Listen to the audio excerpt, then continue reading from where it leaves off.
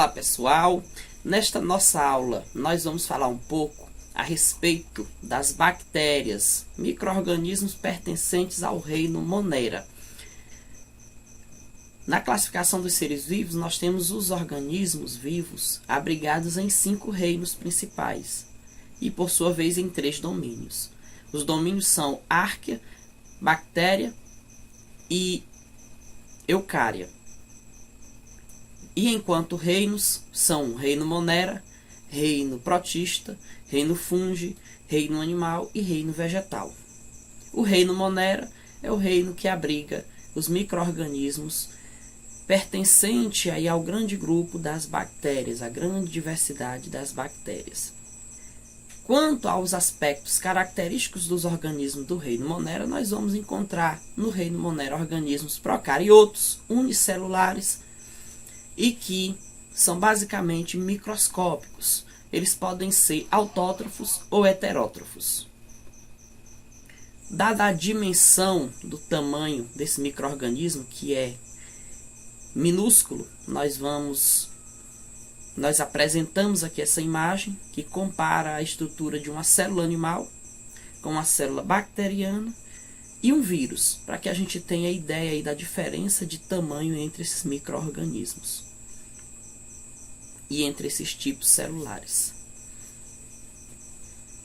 O reino Monera, quanto à sua caracterização. Antigamente, os seres do reino Monera eles eram chamados apenas de bactérias.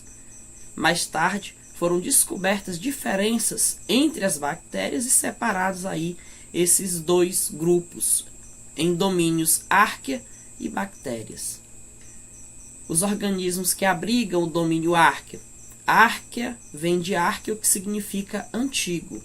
Então são organismos semelhantes às bactérias que viviam na Terra há cerca de 3 bilhões de anos atrás e podem viver em ambientes em condições extremas, como, por exemplo, a gente destaca a capacidade de viver em ambiente pantanoso, com uma quantidade de oxigênio reduzido e uma grande quantidade de gás metano. Eles produzem gás metano.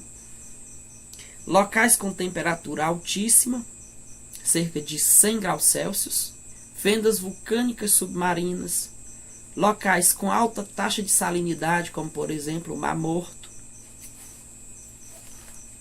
e em meio ambiente ácido.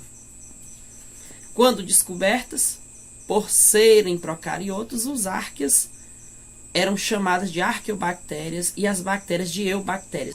Mas observou-se uma semelhança maior entre os organismos pertencentes às árqueas e os eucariontes, criando aí 2 filos. As bactérias mais conhecidas são as cianobactérias. Nós temos aí um agrupamento de diferenças estruturais entre as características estruturais de bactérias, bactérias com e sem flagelo. A célula bacteriana, por natureza, ela é uma célula de estrutura simples. Ela possui um núcleo desorganizado, material genético está disperso no citoplasma. Ela possui como estruturas organelares do citoplasma apenas os ribossomos. Ela possui uma parede celular como envoltório primeiro da célula e uma membrana plasmática. E também apresenta uma estrutura de mesossoma que está relacionada com o armazenamento de energia.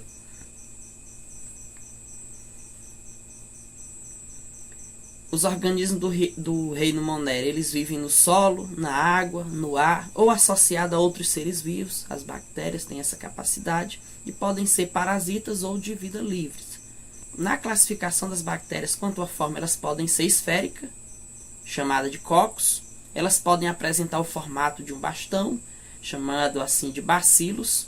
Elas podem apresentar um formato de vírgula, chamamos assim de vibriões, e em formato helicoidal, que a gente chama de espirilos. Elas podem viver associadas umas com as outras.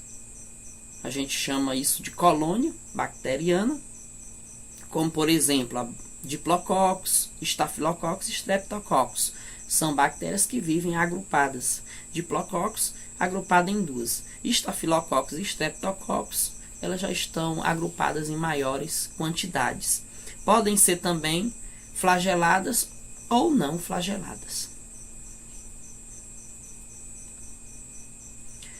As bactérias reproduzem-se de forma assexuada por divisão binária. É aquela forma de divisão em que uma bactéria tem o seu material genético duplicado. Após isso, há a formação de duas novas células e cada nova célula origina uma nova bactéria. E elas também têm a reprodução sexuada, que ocorre por conjugação, em que há a troca de material genético entre uma célula bacteriana e outra. Cada bactéria, elas se aproximam, trocam material genético e uma sai com informação do material genético da outra. Elas trocam pedaços de material genético. A nutrição das bactérias pode ser fotoautotrófica, quando a energia luminosa é a fonte de produção de energia, com a presença do gás carbônico participando ativamente desse processo. Nesse caso, nós temos aí as bactérias fotossintetizantes. Pode ser fotoheterotrófica, também utiliza da luz para a produção. A energia luminosa estimula aí a formação dos compostos orgânicos. As bactérias não sulfurosas, púrpuras, e bactérias não sulfurosas verdes participam aí desse tipo de reprodução. Pode ser quimioautotróficas.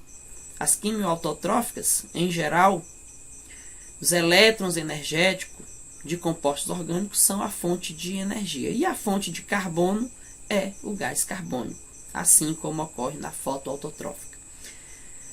Exemplo desse tipo de representantes: as bactérias do enxofre, bactérias do ferro, bactérias nitrificantes, bactérias do hidrogênio. E quimioheterotrófica, em geral, a fonte de energia são os elétrons, que a gente chama de fonte energética.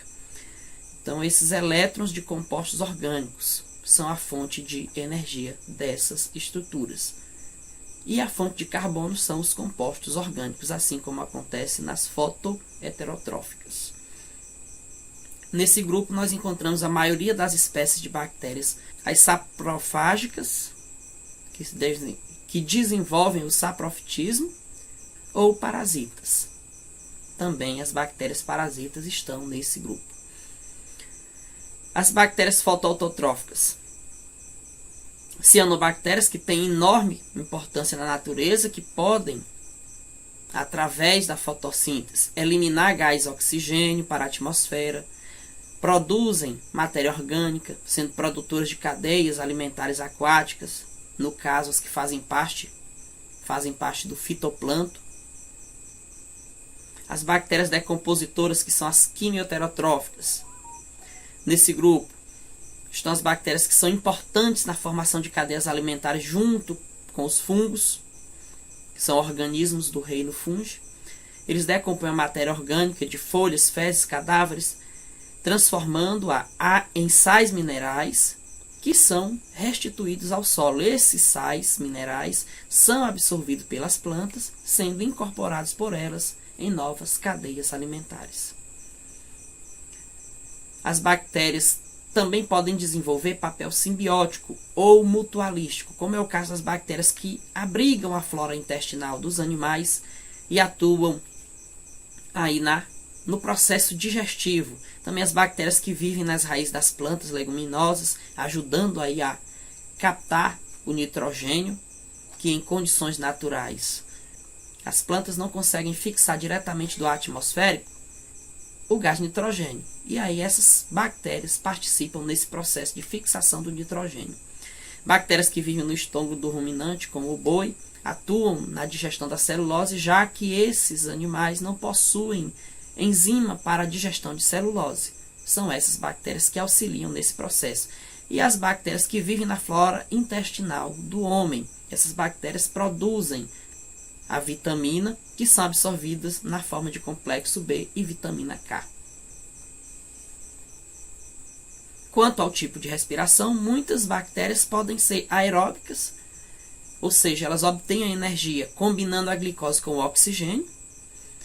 Entre as anaeróbicas, nós vamos encontrar as bactérias fermentadoras, que obtêm energia através da fermentação, do processo fermentativo. fermentação do leite, por exemplo, que é transformado em iogurte, requeijão e queijo. A fermentação do vinho, transformando em vinagre. Enfim, então há larga aplicação na indústria de bebidas e de alimentos. E existem bactérias fermentadoras dentro da nossa boca. Elas fermentam o açúcar, produzindo ácidos que corroem os dentes, causando as cáries dentárias.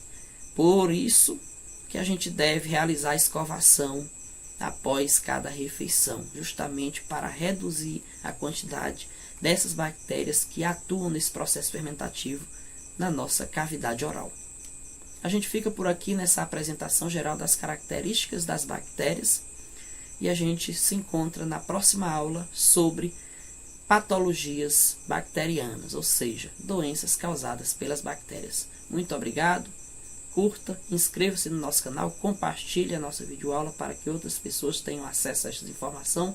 Muito obrigado e até a próxima.